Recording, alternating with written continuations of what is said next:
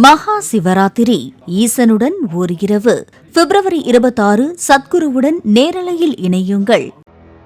பாயாசத்தில் விஷம், மாடியில் இருந்து குதித்தல், கழுத்தையும் மணிக்கட்டையும் அறுத்தல், காரை வேகமாக மோதவிட்டு உயிரிழத்தல் என அனைத்தையும் முயற்சித்தனர். அதில் 3 உயிர்கள் பிரிந்து 3 உயிர்கள் ஊசலாடுகின்றன. என்ன ஆச்சு? இந்த செய்தி தொகுப்பில் பார்க்கலாம். அதிகாலை 3:35 மணி. மணிக்கு 100 கிலோமீட்டர் வேகத்தில் மெட்ரோ பில்லரில் வேண்டுமென்றே மோதவிடப்பட்டது அந்த கார்.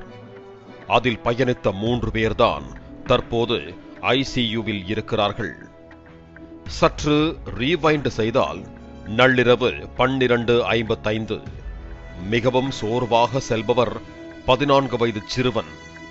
தாய், சித்தி, தங்கை என அனைவரும் இறந்த பிறகு தானும் சாகப் போவதை எண்ணித்தான் தள்ளாடி செல்கிறார் அந்த சிறுவன். யார் இவர்கள்? எதற்காக இப்படி தெரிந்தே செய்தார்கள்? இவர்தான் பிரணே டே. இவருக்கு சுதேஷ்னா டே என்ற மனைவியும் பிரதீப் டே என்கிற 14 வயது மகனும் இருந்தனர். இவர் பிரணே டேவின் தம்பி பிரசூன் குமார் டே. இவருக்கு ரோமி டே என்ற மனைவியும் பிரியம்பதா டே என்கிற 14 வயது மகளும் இருந்தனர். மருத்துவமனையில் சிகிச்சை பெற்று வரும் அவர்களிடம் போலீசார் விசாரணை நடத்தினர்.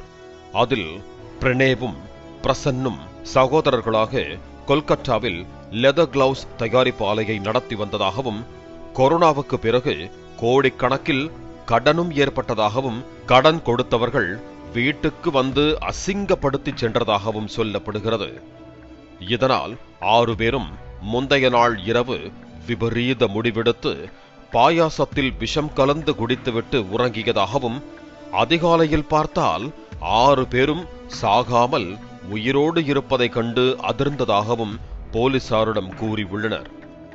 இதனால் முதலில் அவர்களது 2 மனைவிகள் கழுத்தையும் கையையும் அறுத்து உயிரை மாய்த்து கொண்டதாகவும், மகள் மட்டும் விஷம் தாமதமாக தலைக்கேறி உயிரிழந்ததாகவும் கூறியிருக்கிறார்கள்.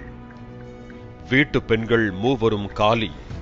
அடுத்து உள்ளது 3 ஆண்கள் மட்டும். என்ன செய்வது என்று யோசித்து வீட்டின் மொட்டை மாடி மீது ஏறி உயிரை மாய்த்து கொள்ள முயன்றிருக்கிறார்களாம்.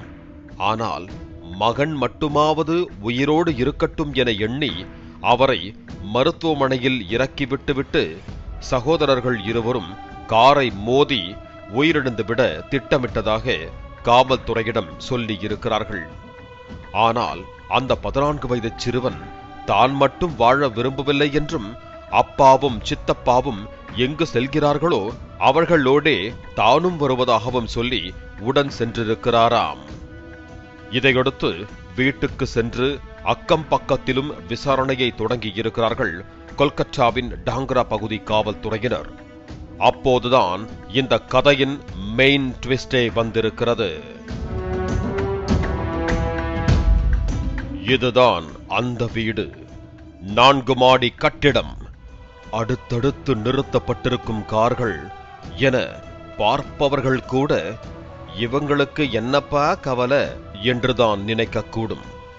எப்போதும் சப்தம் வராத இந்த வீட்டில் சம்பவத்திற்கு முந்தைய தினம் ஆளாளுக்கு கத்திக் கொண்டதாகவும், பின் நிசப்தம் என்றும் கூறியிருக்கின்றனர் பக்கத்து வீட்டுக்காரர்கள்.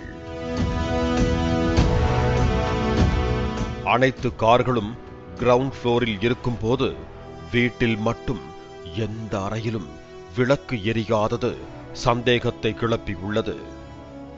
வீட்டுக்குள் 2 வேறு அறைகளில் 2 பெண்களின் உடல்கள் கிடந்தன.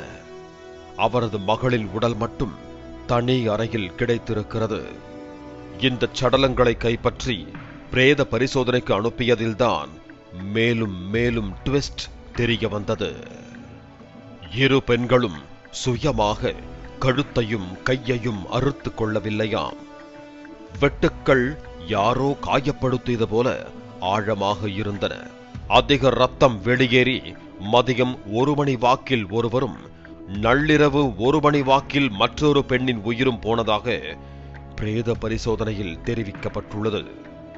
அவரது மகளின் உடலில் தலை, மூக்கு, உதடு என பல இடங்களில் சிராய்ப்பும் இரத்தக்கட்டும் இருந்திருக்கிறது. வாயில் நுரைதள்ளி போய் உள்ளங்கையும் காலும் இரத்தத்தில் போதிய ஆக்சிஜன் இன்றி நீல நிறத்திற்கு மாறியிருக்கிறது. அச்சிறுமியின் வயிற்றில் மருந்து வாடையோடு சற்றே மிஞ்சிய விஷம் கலந்த உணவு இருந்திருக்கிறது. அதற்கும் மேல் ட்விஸ்ட் என்ன தெரியுமா? வீட்டில் பாயாசம் சமைத்ததற்கான அறிகுறி இல்லை. வீடெங்கும் ஆங்காங்கே இரத்தக் கரைகள் இருந்ததால் இறப்பதற்கு முன் பெரும் போராட்டமே நடந்திருப்பதையும் பேனா கத்தி ஒன்று மட்டும் இருந்ததையும் உறுதிப்படுத்தியிருக்கிறார்கள். மூவரும் கொலையானது உறுதியென்றால் கொலைக்கான உண்மை காரணம் என்ன? 12:55க்கு வீட்டில் இருந்து வாட்டர் பாட்டிலோடு கிளம்பிய ஆண்கள் மூவரும் 3:35 மணி வரை எங்கு சென்றார்கள் என தீவிர விசாரணை நடைபெறுகிறது. மகா சிவராத்திரி ஈசனுடன் ஓர் இரவு. பிப்ரவரி 26 சத்குருவுடன் நேரலையில் இணையுங்கள்.